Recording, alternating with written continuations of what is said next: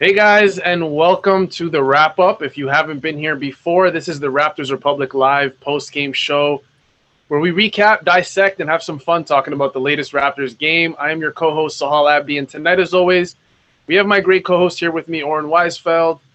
Before we get started, we want to thank our sponsor, RF Qureshi from Remax, for supporting the show.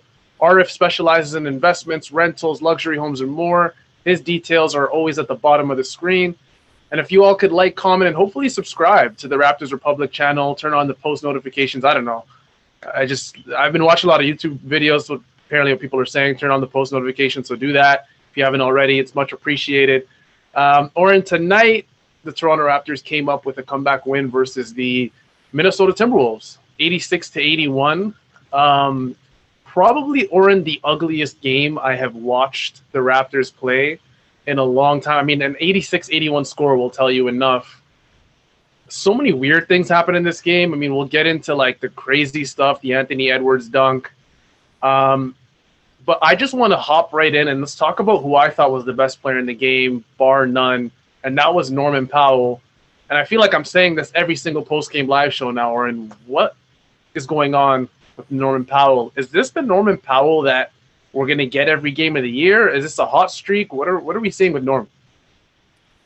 I hope so. I mean, I'm kind of skeptical on Norm personally, just because I feel like his playoff performances have been so uneven to the point where I kind of lost faith of him as a player.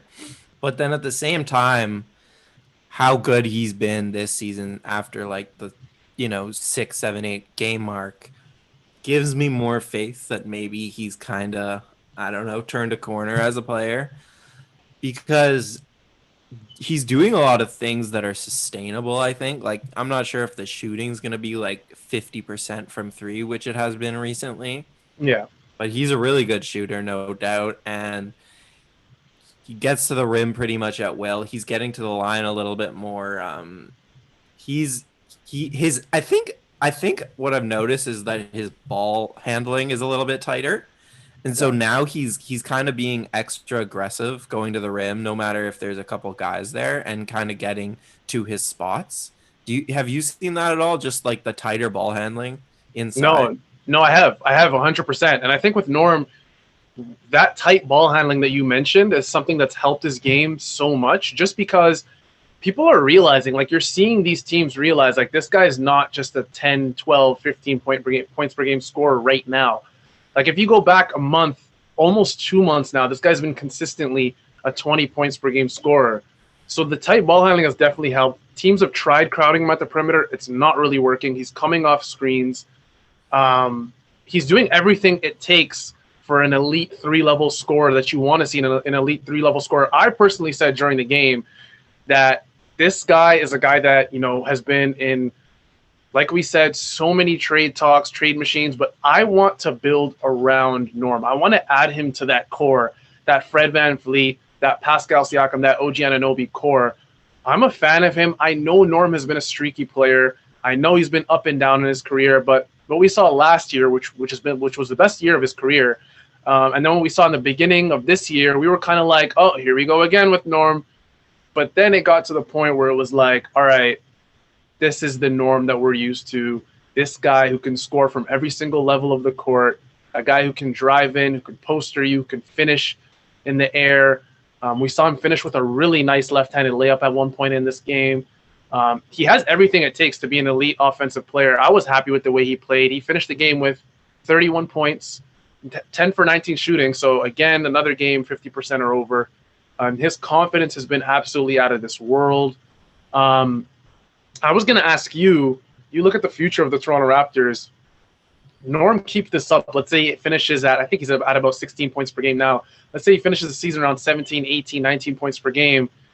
Do you finish this kind of core that you've built with Fred, Siakam, and OG and add Norm to that puzzle? Or do you trade Norm, which sounds crazy right now? Do you trade Norm while his value is the highest? It's a really, really hard question.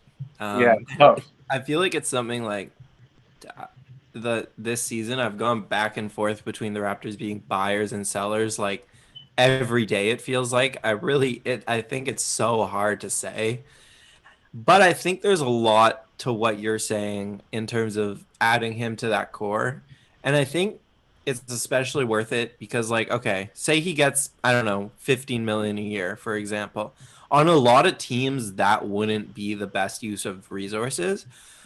But for the Raptors, he fits in so well to this group just because he doesn't need to play elite defense. Like literally No. every guy you mentioned around him is an elite defender. And so he can kind of just provide a scoring punch and be really valuable to his team. And he still works defensively in the switch heavy scheme. He still holds his own, but he's never going to be more than like like I would say like an average replacement level defender. That's fine on the Raptors, maybe not as fine on other teams. So I I don't know. I think it depends. Like, uh, It's a yeah, tough question, honestly, Oren. Like I had to think about it because yeah, I mean we love living in recency bias. We love saying, obviously Norm's playing this well. Why would you trade him? It makes absolutely no sense. But I mean, if you just went back a couple months ago, people had Norm in these all these trade machine situations, and he was a real candidate considering his contract, considering his future. I mean, if the Raptors want to keep a guy like this, they're probably doling out 16 million a year, 17 million a year on the open market. Norm, I yeah, believe, is getting paid about 11 a year, 10 if I'm not mistaken, right now, which is bargain bin for yeah. his play. So it is a Yes, good question. I don't know. What do you think? yeah. I feel like maybe he'll take a little bit of a discount. I think first of all because Yeah. he has definitely like bought into this everything the Raptors do. If you hear him talk about some of the things, like I remember in the bubble, him talking about like not all organizations treat their players like this. He was saying that to like some of the younger players. So maybe you can get him a little bit lower than his market price. And then the other thing is I wanted to say is just like most years that like as a GM, it's pretty easy to say if I'm going to be a buyer or a seller.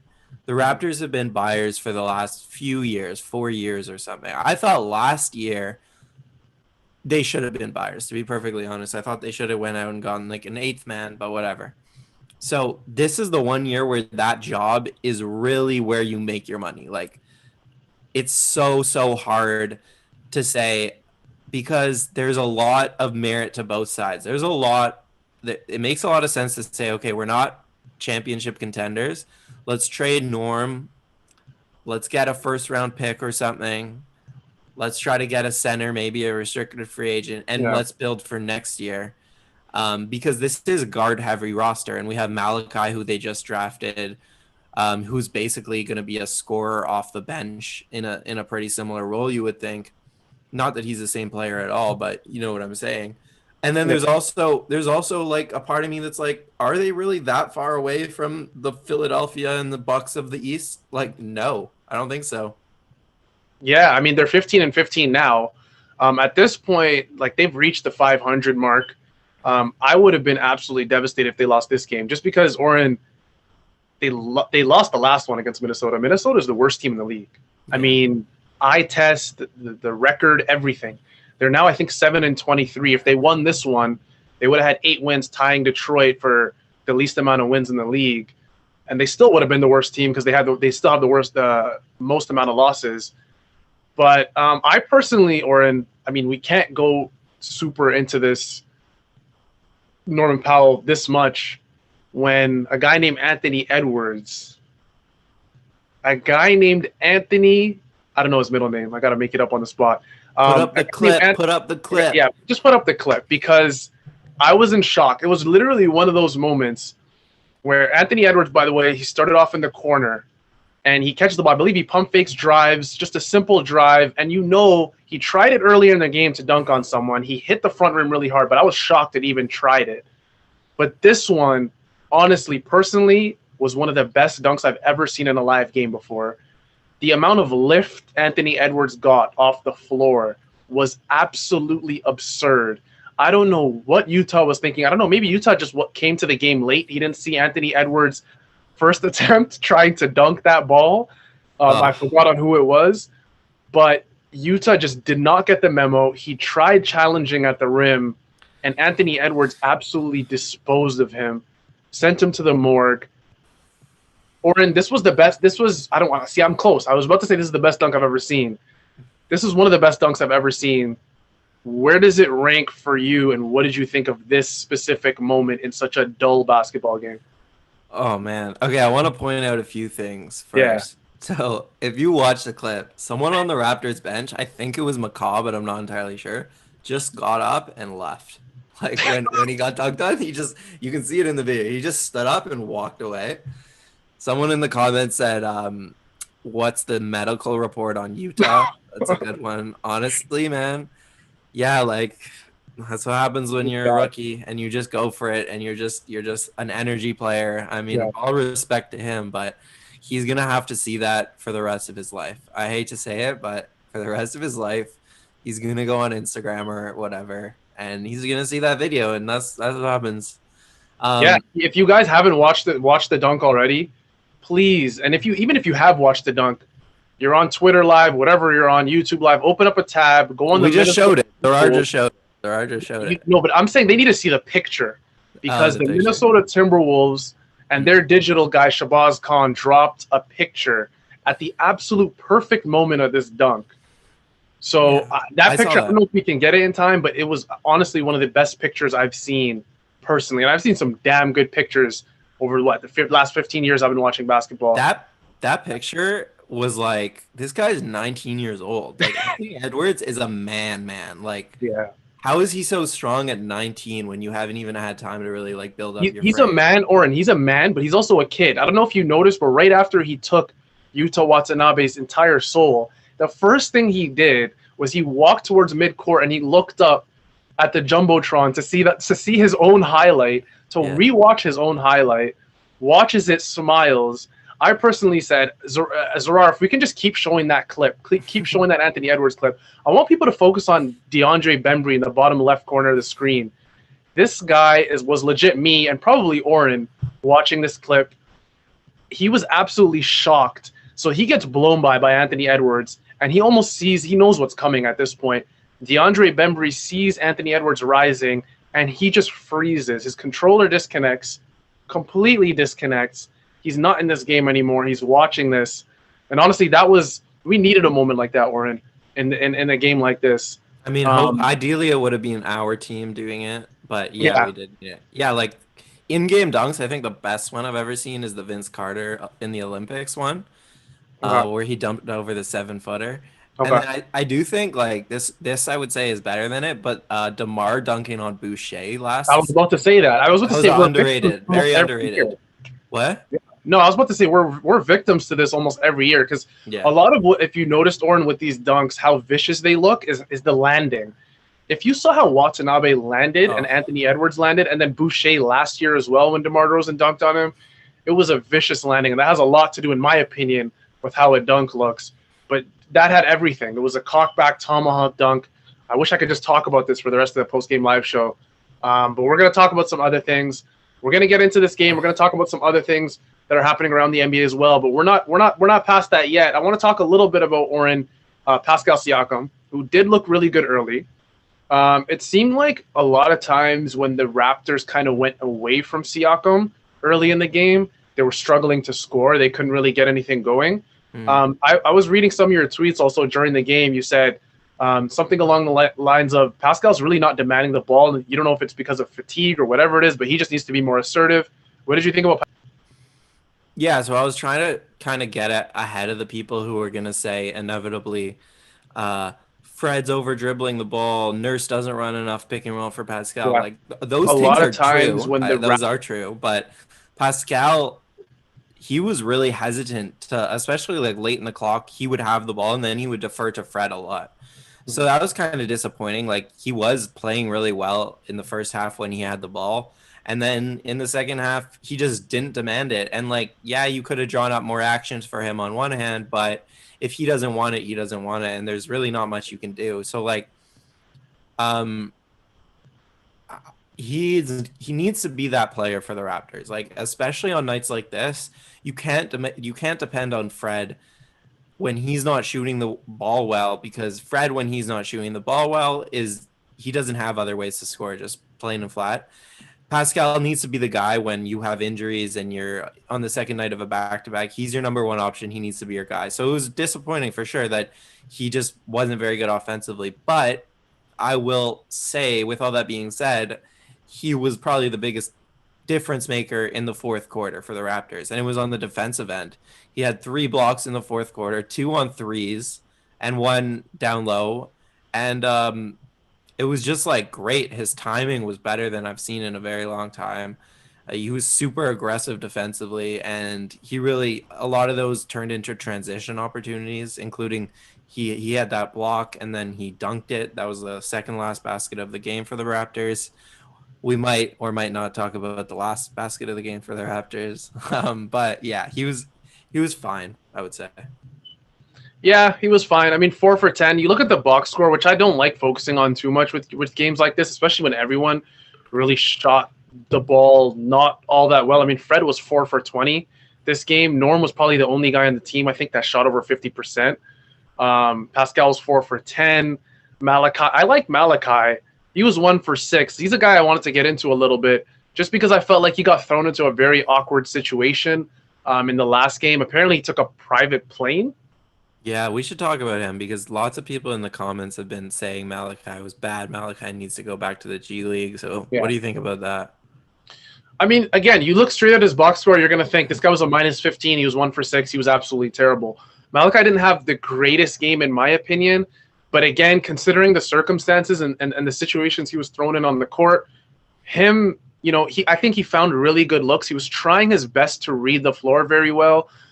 He was calling for a lot of high pick and rolls, found some space in the mid range. He took 1 shot. The next possession he came around, same thing, high pick and roll, and then he dished it, I believe, to Siakam.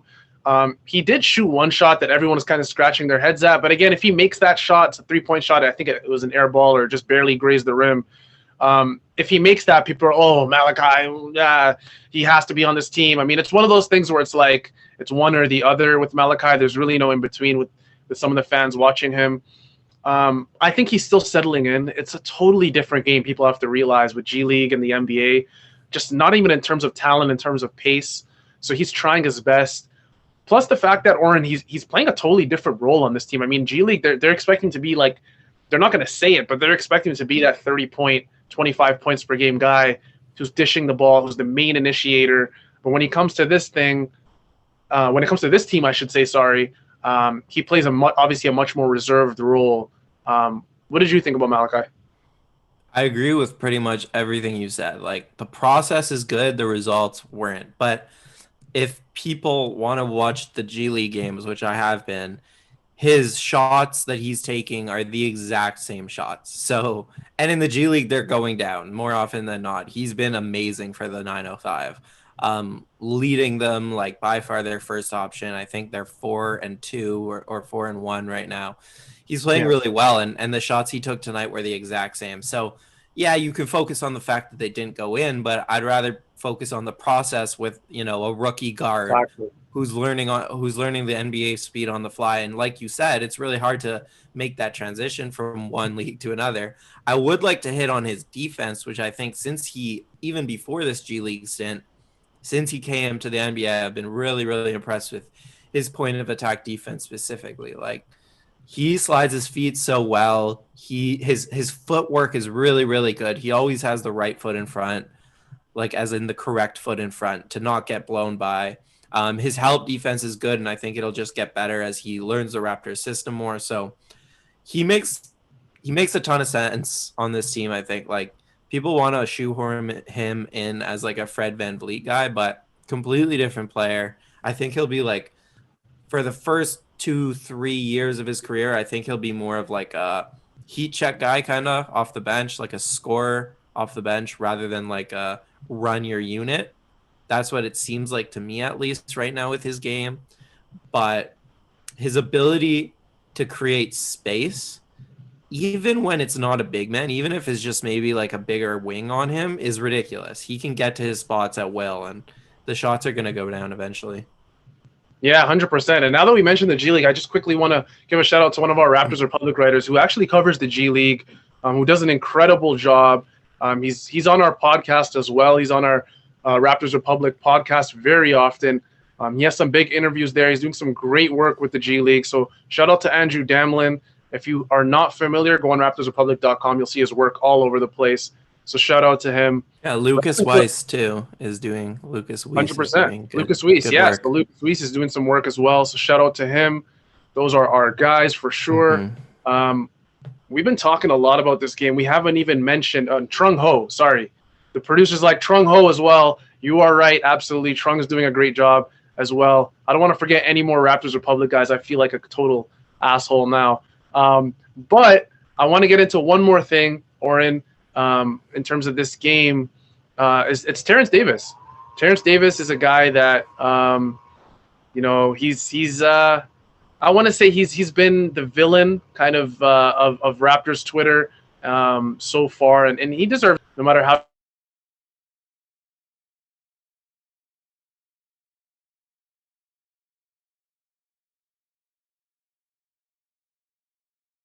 season, not really deserving of minutes, but he came into this game and made a difference, hit a big shot.